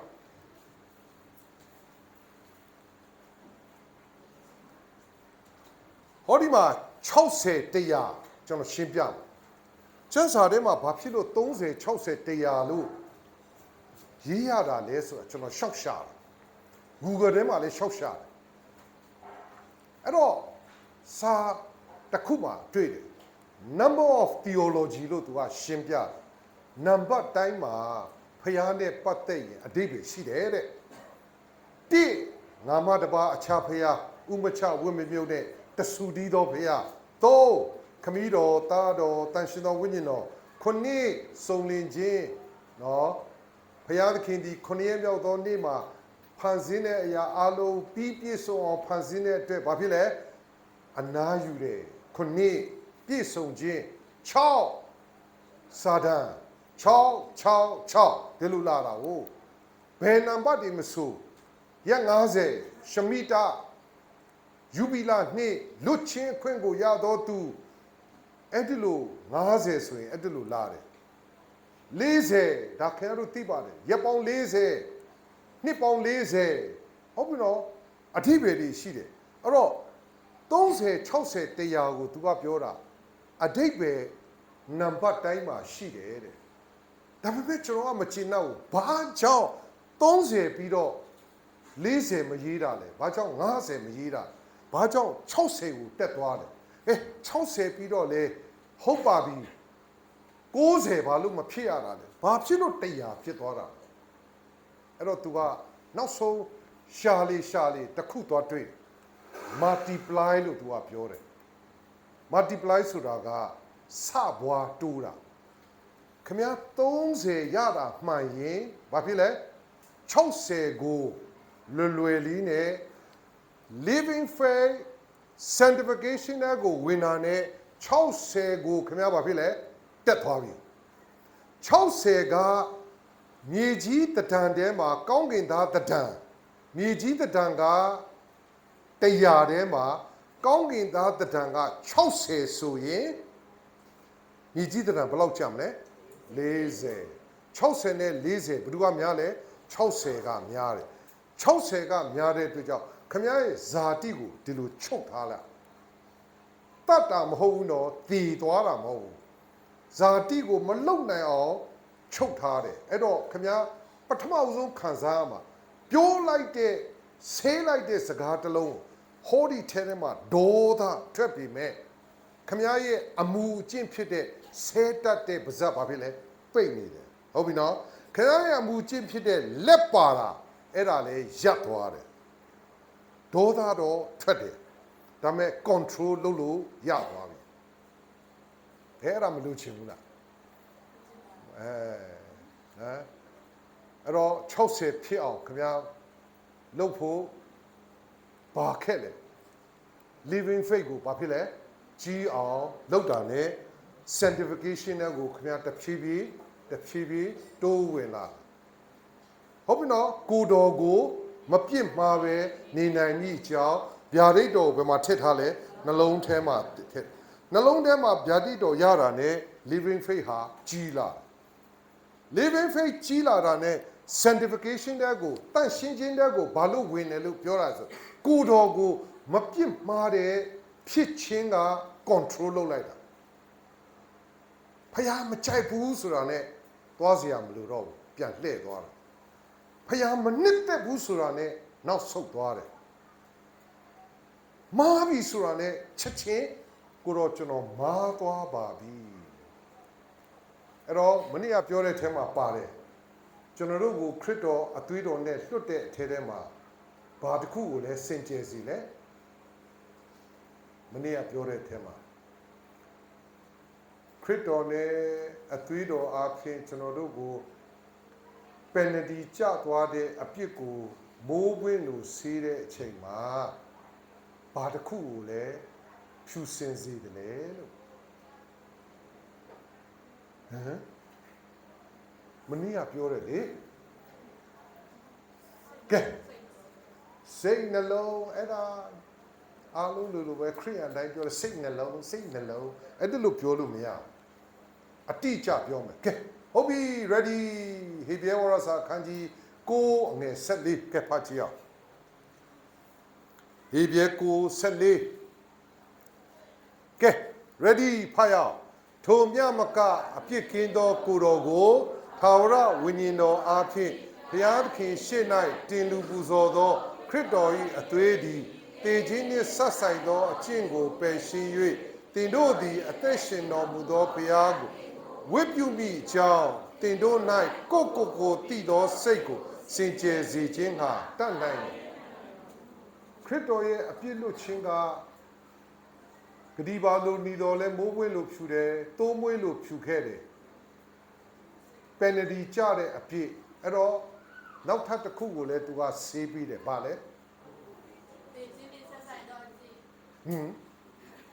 ငါ့ကိုတည်တော်စိတ်အဲ့ဒါ conscience autopilot စိတ်ခင်ဗျာ autopilot စိတ်ကိုဘာဖြစ်လဲအသွေးတော်နဲ့လွတ်တုံးကခင်ဗျာ autopilot စိတ်ကိုတန့်ရှင်းထားပြီးပြီဒါကြောင့်ခင်ဗျာမဟုတ်တာလုပ်ရင် autopilot စိတ်ကဘာဖြစ်လဲနိုးစော်တယ်ဒါကြောင့်တန်ရှင်တော်ဝိညာဉ်တော်နဲ့ autopilot စိတ်ကနိုးစော်တာကိုခင်ဗျာခံရတဲ့အတွက်ကြောင့်ကိုတော်ကိုမပြစ်မှာပဲနေနိုင်သည့်အကြောင်းဗျာဒိတ်တော်ကိုနှလုံးထဲမှာတူထားတယ်ဗျာဒိတ်တော်နှလုံးထဲမှာတူထားတာများလေလေတကူဖြစ်လာပြီးအဲ့ဒီတကူကကိုတော်ကိုမပြစ်မှာဖို့တန်ရှင်တော်ဝိညာဉ်တော်နဲ့ဘာလို့လဲအော်တပစိတ်ကိုနှိုးဆော်ပေးတယ်โอเคလားမဟုတ်ကလည်းโอเคရမှာပေါ့12နိုင်ထိုးပြီနော်ဟုတ်ပြီโอเคဟုတ်ပြီတော့အဲ့တော့ကျွန်တော်ဒီနေ့ပြောချင်တာကခဲတို့လုတ်ပါလို့မပြောလို့ပါဘူးခဲတို့လုတ်ချင်လို့မလုတ်ချင်နေပေါ့ဗျာနော်အဲ့တော့ကျွန်တော်တို့ကအခု online ထဲမှာလုတ်ထားပေးတယ်အဲ့တော့ကျန်းစာခေါင်းစဉ်လေးတွေနဲ့လုတ်ထားပေးတယ် YouTube မှာရှိတယ် Facebook မှာရှိတယ် Robin Kai Ministry ဆိုရင်အဲ့ဒီမှာတရားဟောချက်တွေပဲရှိတယ်အဲ့တော့ခင်ဗျားတို့ကြိုက်တဲ့ခေါင်းစဉ်ကိုနားထောင်ဖို့လိုတယ်ဟုတ်ပြီနော်ခင်ဗျားတို့နားထောင်ခြင်းနဲ့ဟာနားထောင်ပါကြိုက်တာနားထောင်ဒါပေမဲ့အဲ့ဒီနှုတ်ကပတ်တော်ကိုနည်းနည်းနားထောင်ဖို့လိုတယ်အခုကျွန်တော်ဒါပြောတာဘယ်နှစ်တောင်ရှိသွားပြီလဲမသိဘူးအနည်းဆုံးတော့9နှစ်ရှိစာအုပ်တောင်ရေးလို့ပြီးသွားပြီစာအုပ်လည်းထွက်သွားပြီဒါပေမဲ့ကျွန်တော်တို့အဖွဲ့တွေကထခါတလဲလဲပြောနေရတယ်ဘာကြောင့်ကျွန်တော်ပြောပေးတာလဲဆိုခင်ဗျားအထဲထဲမှာမဖြစ်သေးလို့ဟုတ်ပြီနော်ဖြစ်လာရင်အပြင်မှာဘာဖြစ်လဲလက္ခဏာထွက်လာတယ်အဲ့တော့ဖြစ်အောင်လို့ပြောပေးနေတာထခါတင်တာမဟုတ်ဘူးနော်တချို့ကကျွန်တော်ပြောတယ်ဒီပုံတွေ့တာနဲ့ဟာဒါပြီးရင်ဒါလာမယ်ပြီးရင်ဒီချမ်းပိုက်တရားမယ် it's okay မနေဒီချမ်းစာအုပ်ထဲကချမ်းပိုက်မသုံးဘယ်မှာသွားသုံးမလဲသုံးစရာမရှိဘူးဟာဒီပုံလဲခဏပြောရတယ်ဒါပေမဲ့ခင်ဗျားအထဲထဲမှာတကယ်ဖြစ်လာဟုတ်ပြီနော် ကဲဒိုင်လာကိုချင်းတဲ့တွင်တဲ့ချတယ်ဘာလို့ချလဲတနေ့3ကဘာဖြစ်လဲဆူတောင်းလို့တနေ့3ကဖိရိုက်လို့လားဟုတ်ဘူးနော်တနေ့3ကအရက်တောက်လို့လားမဟုတ်ဘူးတနေ့3ကဆူတောင်းလို့တဲ့ဒိုင်လာကိုချင်းတဲ့တွင်တဲ့ချလိုက်တယ်ကဲဒါဆိုရင်ချင်းတဲ့တွင်တဲ့ရောက်သွားတဲ့ဒိုင်လာကနော်ကျွန်တော်ကြည့်တဲ့နော်ဂျက်ကီချန်နေလို့ပဲလာသမျှချင်းတဲ့တွေကိုဒီလိုမျိုးဆွဲလိုက်တော့ချင်းတဲ့တွေအားလုံးပြပြဝုတ်ပြီးတော့နော်နေသွားတယ်လို့စံစာကမရေးဘူးချင်းတဲ့တွင်ထဲမှာချင်းတဲ့တကောင်မှဒိုင်လောက်ကိုဘာဖြစ်လဲမကိုက်ဘူးကဲစဉ်းစားကြည့်ခင်ဗျားကိုချကြည့်မယ်ဆိုရင်ဟောကျွန်တော်ကိုချင်းတဲ့တွေကစိတ်ဆိုးမယ်အသားနေတဲ့လူကိုဘာလို့လာချတာလဲဆိုတာဟုတ်လားနည်းနည်းစူစူပြိုးပြိုးလေးတွေလာချဖို့ဆိုတာစိတ်ဆိုးမယ်ချင်းတဲ့တွေစိတ်ဆိုးမယ်အဲ့တော့ပြောချင်တာကချင်းတဲ့မကိုက်ဘူးဆိုတာမကိုက်အောင်ချင်းတဲ့တွင်းထဲမှာ तू လှုပ်တာမဟုတ်ဘူးအဲ့ဒါသိဖို့လိုတယ်ချင်းတဲ့တွင်းထဲကြမယ်ဆိုတာလဲဒိုင်လာသိလို့3ချိန်ဆုတောင်းတာလဲမဟုတ်ဘူးကိုလှုပ်ရမယ်အငန်းတာကိုဘာဖြစ်လဲလှုပ်နေတာပဲဒါကြောင့်ကျွန်တော်တို့အားလုံးကသိရမှာကကိုလှုပ်ထားတဲ့အငန်းတာက saving faith ရှိပြီဆိုရင် living faith ကြီးအောင်ဘာဖြစ်လဲကျမ်းစာဖတ်၍နေ့စဉ်ဘာဖြစ်လဲစင်ကြင်အောင်မေ့သောအခါဘုရားသခင်စီကဘာလာမလဲ logos rima ဘုရားစကားလာမယ်လာရင် living faith ဟာကြီးလာပြီဒါခင်ဗျားလုပ်ရမယ့်ကိစ္စဟိုဘက်ချမ်းက living faith ကြီးတာနဲ့တန်ရှင်းခြင်းတဲ့ကိုဖြည်းဖြည်းတိုးဝင်သွားတာနဲ့ဟိုဘက်ချမ်းမှာ30ကနေဘာဖြစ်လဲ60ကိုဖြစ်သွားတယ်ဘာကြောင့်လဲအထဲမှာဖြစ်တာအပြင်မှာဘာဖြစ်လဲထွက်လာပြီဟုတ်ပါပြီနားလေတယ်လို့ပဲအားလုံးကိုလက်ခံပေးပါတယ်နော်မင်းရင်လည်းဖြေမှာလည်းမဟုတ်ဘူးဆိုတော့ဟုတ်လားနော်အားလုံးဖြေမဲ့ဟာသဘောပေါက်နားလေရှင်းမင်းရမရှိအဲ့ဒါဆိုတော့ဒါသိပြီးသားနော်အခုတော့ဒီကျွန်တော်တို့အသင်းတော်တစ်ခုတည်းမဟုတ်ပါဘူးကြံတဲ့နေရာတွေသွားပြောလဲအဲ့ဒီတိုင်းမှာပဲမမေးဘူးကျွန်တော်မေးတဲ့နေရာတစ်ခဏရှိတယ်ချင်းတောင်မှာမေးလိုက်တာမှဗျာမနဲ့မိုးလင်းတော့3နာရီ4နာရီရှိကျွန်တော်မခံနိုင်တော့သိပြီဒါတော့မှသွားတဲ့လူဆရာ3ယောက်3ဖွဲ့ဖြေတာနော်တစ်ဖွဲ့တည်းဖြေတာမဟုတ်ဘူးဒါနဲ့ကျွန်တော်စဉ်းစားလို့မရဘူးဒီလောက်မိကွန်းများလိုက်လားလို့ဒါနဲ့ကျွန်တော်မတ်တက်ရ